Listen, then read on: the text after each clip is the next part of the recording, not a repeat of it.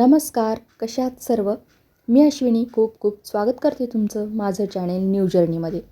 तुमच्या मागे जो काही त्रास असेल, टेन्शन असेल, ते लवकरच दूर होऊन तुमच्यासाठी जे काही योग्य आहे तो बदल तुमच्या आयुष्यात शिवशंभूंच्या कृपेने लवकरच घडू देत. ओम नमः शिवाय, हर हर महादेव, श्री शिवाय नमस्तुभ्यं. चला तर मग आता तुम्हाला पुढं दिसतंय तुळशीची जी रोपं आहेत ती मी इथे ठेवलेली आहेत समोर 2 ती पण आहेत कृष्ण तुळस म्हणून. आता इथे माझ्याकडे जी आहे मी इथे लावलेली आहे ती राम तुळस आहे आणि जी आता तुम्हाला तिकडे दिसत आहे जी मी रोपं लावणार आहे ती कृष्ण तुळस आहे. ज्यांना माहीत नसेल त्यांच्यासाठी मी हा फरक सांगितला की राम तुळस असते तिची पानं जरा अशी असतात. तुळशीमध्ये पण भरपूर प्रकार आहेत पण मी तरी राम तुळसच म्हणते तिला. बाकी आणि कोणाला काही वेगळं वाटत असेल तर ते पण सांगा कमेंटमध्ये. आणि जे आत्ता मी आणलेल्या आहेत त्या कृष्ण तुळस आहेत आणि त्या लावण्यासाठी मी आता इथे काय काय साहित्य घेतले हे पण मी तुम्हाला दाखवत आहे. की जे आपलं नाणं असतं ते पण मी घेतलेलं आहे 10 रुपयाचं नाणं. इथे तुम्ही 10 रुपयाचंच घ्यावं असं काही नाही आहे. तुम्ही 1 रुपये 2 रुपये कुठलंही नाणं घेऊ शकता. आणि दूध, पाणी आणि आपलं हळद कुंकू हे सगळं मी इथे तयारी करून घेतलेले आहे.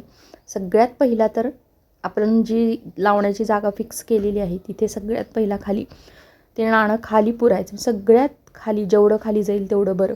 मग सगळ्यात जास्तीत जास्त पुरण्याचं हे करायचं. एका हातात मोबाईल होता त्याच्यामुळे मी जेवढं जमेल तेवढं केले. कारण काय होतं होतं ते सरकत होतं असं खाली खाली मोबाईल. त्याच्यामुळे जेवढं जमेल मी तेवढं करण्याचा प्रयत्न केला.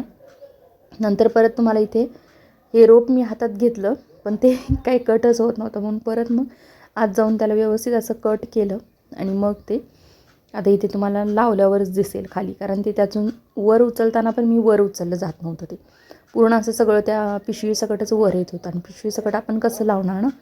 म्हणून मग मी परत मोबाईल बंद केला आणि मग त्याच्यामध्ये ठेवलं आणि मग त्याच्यानंतर परत पुढचं शूट घेतलं. असं असतं कारण एकटं जेव्हा आपण ज्यावेळेस शूट करतो ना असा प्रॉब्लेम येत राहतो. जेव्हा जवळून दाखवायचं असतं तेव्हा मेन म्हणजे नाही तर इतर वेळेस आपण ठेवू शकतो स्टँडवर किंवा लांब ह्याच्यावरती. जेव्हा जवळून सगळं दाखवायचं असतं तेव्हा एका हातात मोबाईल घेऊन हे सगळं असं जवळून दाखवण्याचा मी तुमच्यासाठी प्रयत्न केलेला आहे तर समजून घ्या. घराच्या अंगणात तुळशीचे रोप हे हवेच. आपल्या हिंदू धर्मात तुळशीच्या रोपाला खूप महत्त्व आहे.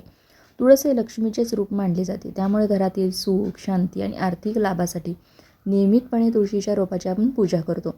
सगळ्यांच्याच घरात तुळशीचे रोप असते पण कधीकधी तुळशीचं रोप हे अचानक सुकतं किंवा जसं की मी आज राम तुळस असून पण कृष्ण तुळस लावणार आहे. तसं लावायचे असेल तर ते कधी लावावे हे पण मी तुम्हाला सांगणारच आहे. तसेच तुळस लावताना काय काय केलं पाहिजे. आता तुम्ही इथं सगळं बघतच आलाय मागापासून मी काय काय घेतलं किंवा काय काय त्याच्यामध्ये मी करत आहे हे पण मी तुम्हाला मागापासून दाखवतच आहे. तसंच तुळशीला जास्त पाणी पण टाकायचं नाही हे पण मी तुम्हाला इथे सांगणार आहे. बरेच जण आपण जी देवपूजा करतो त्याचं जे पाणी असतं ते सुद्धा आणून तुळशीला टाकतात. ते सुद्धा टाकायचं नाही आहे. तुळशीला जास्त पाणी मुळात टाकायचंच नाही. तेवढंच जेवढं त्याला गरजेचं आहे तेवढंच थोडंसं पाणी टाकायचं. आपलं अर्धा पेला किंवा 1 ग्लासभर पाणी म्हणजे त्याला जेवढी गरज आहे तेवढंच. म्हणजे आता पावसाळ्यात तर शक्यतो आपण बघतोच 2-3 दिवसातून टाकावं लागतं.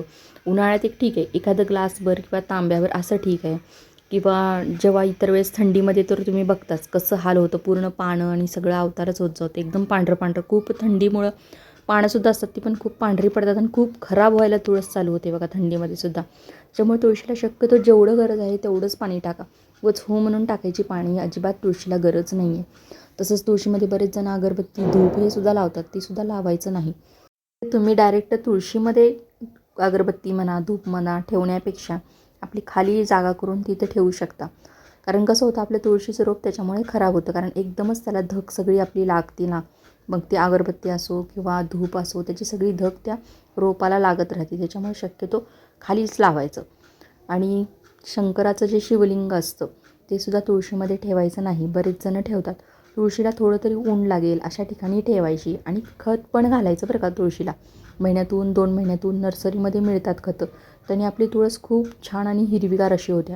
पण भरपूर टाकायचं नाही. त्यानं काय होतं तुळस आपली जळते. बाकीच्या झाडांना पण तसंच थोडं थोडंसं टाकायचं. कारण आपल्याला माहीत नसतं त्यांनी प्रमाण कसं वापरलं आहे किंवा काय. आपण एकदम टाकायला जातो पण तसं करायचं नाही. एकतर मिक्स तरी करून घ्या किंवा मग नंतर वरनं थोडं थोडं घातलं तरीसुद्धा चालतं.